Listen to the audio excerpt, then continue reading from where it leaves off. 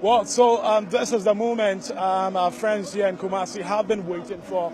Disembarking from the plane right now is the Prince of Wales and then the Duchess of Cornwall, and they are here in Kumasi. The plane touched down some minutes ago.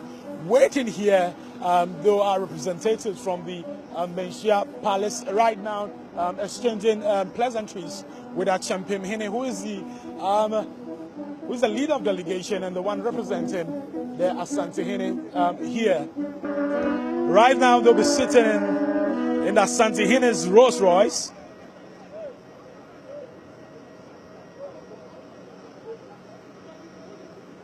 The Prince of Wales, for the second time, would have a taste of the rich Ashanti culture, the tradition, and the deba that will be happening later today. This here at the Menchia Palace, this is what is happening here. Resplendent display of culture. This is Sakwesi Day, and this occasion has actually coincided with the visit of the Prince of Wales and the Duchess of Cornwall. We find all the important people here within the Ashanti Kingdom. All of them are gathered here today to celebrate culture, to celebrate our identities, to celebrate the friendship between Ghana and the Commonwealth, to celebrate the unique friendship also that exists between the UK and then the Ashanti Kingdom. We have both the international media and then the local media. All of them are gathered here. Now, I told you we have both the international and then the local media here. One of the faces you see on television a lot, even here in Ghana, on the BBC, Zainab Bedawi. Yes, we have Zainab Bedawi here. We're going to talk to her briefly. I think the last time we met was in, I think, 2012. Yes, I do remember that. Yeah. And very nice to see you again. Great. Although it was a lot quieter the last time we met. Exactly. Yeah, I don't know what debate on Ebola, I think. That's right. It was when I was in Accra and we were conducting a big discussion program about how to tackle the crisis, the Ebola crisis. But I'm essentially here to cover African civilizations and to just cover the Akwesida, its significance as a festival every 42 days for the Asantes, and how the grace and the good of Asante royal families, you know, descend at the palace here at Menchia. Interesting. Well, here, resplendent display of, culture. You've traveled all over the world. You've seen many cultures. I'm sure there are some similarities. I'm sure there are some special things that you want to talk about. Yeah, never as much gold have I seen all at the same time. Okay. And also the beautiful, colourful costumes, the kente cloths that the men wear like a Roman toga, and the women, and it's absolutely terrific. I'm bowled over by it, and the drummers and the singers and the musicians. It's really just a spectacular display of culture and tradition and history. And what I really love about it is, ever since Osei Tutu established the Asante Kingdom in the 17th century and began the tradition of the Akwesida, it's still going on hundreds of years later, and that's very important. The preservation of heritage is a wonderful thing, not only for the Asante people, this is for all Ghanaians and for all Africans, actually.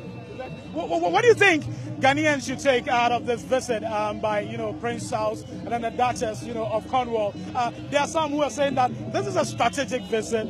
Brexit will be happening, very soon. So this is strategic. There are some who say that, as an heir apparent, it is very important, especially in April, at the Commonwealth Head of Government, meetings, it was agreed that the Prince Charles, the Prince of Wales, should take over from Queen Elizabeth II.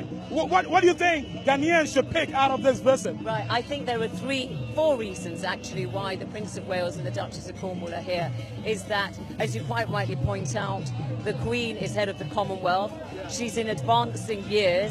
She cannot travel as she once did, and it is not a guarantee, but it's been announced as a desire part of the Commonwealth, that the Prince of Wales should succeed as head of the Commonwealth, and therefore he's coming to Commonwealth countries. He's visited the Gambia, he's going to Nigeria as well.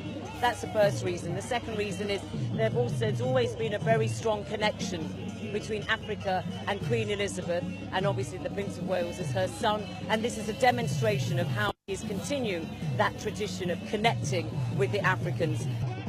The display of culture, and Nana Edwards Rollins knows how to do this too well. Met him a number of times at Commonwealth meetings and all that. Yeah. You're here because you appreciate culture, and we've seen the display of that right now. You love culture. What do you think is the significance and importance of this visit by Prince Charles? Well, the importance is based on the items, the thing that he wants to do here, the environment to begin with, the military museum, so these are all these are important aspects that we as Ghanaians should look at, and probably we are not paying enough attention. So this is his passion. He's bringing it here. Some of us have been pushing it. It's not going far. We're hoping that it will help this time. I think Ghana can strengthen, her relationship with the United Kingdom, strengthen the collective growth of the. Depending on who is in office, both ways, both in England and in Ghana, you may have closer relationships in one way or the other. I think that we've reached a level where they are going to have Brexit. They need certain countries. We want to move away from AIDS. We need certain countries. So if the two countries are coming this way, each may have their own agenda, but we must have a collective, something that will make it easier for us to come together. I mean, you've become associated with beautiful kente and then the headscarf. You more or less like, you represent it. You are the embodiment of it. You want to tell us a secret? There's no secret. I was first lady and I realized that the weaving of kente had gone down. The colors were boring. It was always red, yellow, and green. The designs were boring. So as an artist, I just started doing new designs and asking the kente weavers. I started with Petoi for them to weave those designs with the colors, and then got women who would actually learn how to weave. Because before then, women were not allowed to weave. So we got women to weave designs with different colors. Well, Interpol is a world police organization comprising 192 member countries. And UK is one, and Ghana is also one. We share a lot of things in common when it comes to Interpol. It is the storehouse of databases that are shared among member countries.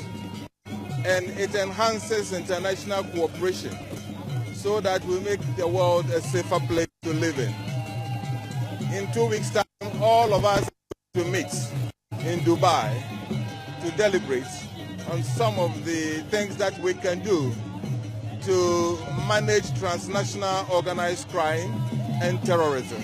It behoves on all member countries that when you have intelligence or information on criminals and crimes, you put it on the Interpol database so that we can all share. So, there's one message that I would like Your Highness to take back with you. Sure. Behind all the drumming and dancing, this nation is at war with our brains. It is a war against poverty, illiteracy, and disease. It is a war we must win. And we want you and our friends to be on our side through your investments.